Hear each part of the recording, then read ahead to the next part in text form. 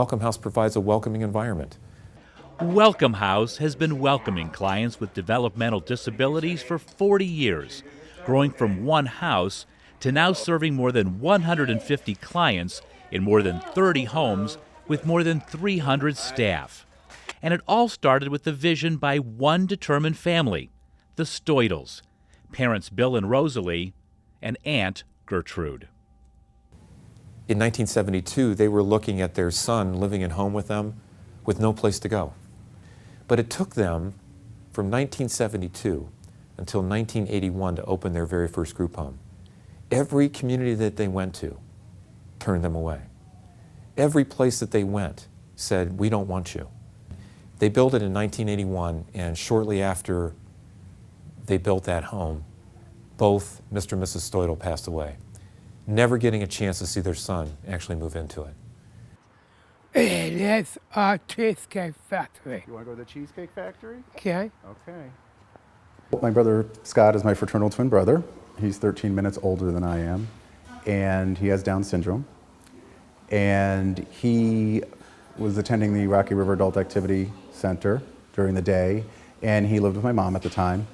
But I always knew one day there'd be some residential needs for him as he got older and we got older.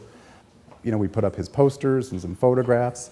He does some artwork during downtime at work, and every time he has a new piece, he comes home, he tapes it right up on the wall. It's what he likes to do, and it's his room, and he just loves it.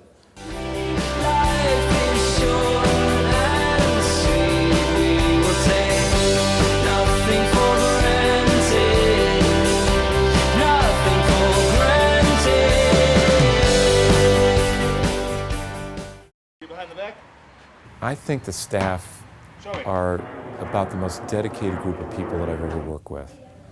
And they don't see it as a job, they see it as family. It's a great story, it's an untold story that I think should be told more and more, but I think that our staff go above and beyond in helping people with disabilities achieve some sense of community living. All of their rooms, they're very distinctively theirs. It reflects their personalities, obviously their likes, their dislikes. They have this space to be able to have their own space, their own privacy. It's not just about living in a home. Because if people with disabilities came and just lived in the group home and that's all they did, it would just be like an institution. But it's not. It's broader than that. There's a whole community that they're exposed to. That community, West Haven Foundation, became Welcome House in 1995. But perhaps the greatest testament to the past 40 years is the $1.5 million Michael T. George Center in North Olmsted, a state-of-the-art, specially constructed group home designed for clients as they age.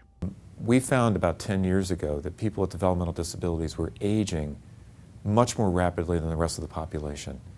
And what we wanted to do was design a home that really met their very unique needs. There's really nothing more rewarding. I always feel that special needs community is a fragile community that deserves respect and integration and support. And I just can't do enough to, achieve those goals of supporting that demographic. Families still remain part of the life story of people with disabilities that we support. Once a person moves into a group home, they don't lose their family connection. It's important for families to know that their loved ones can stay with us forever.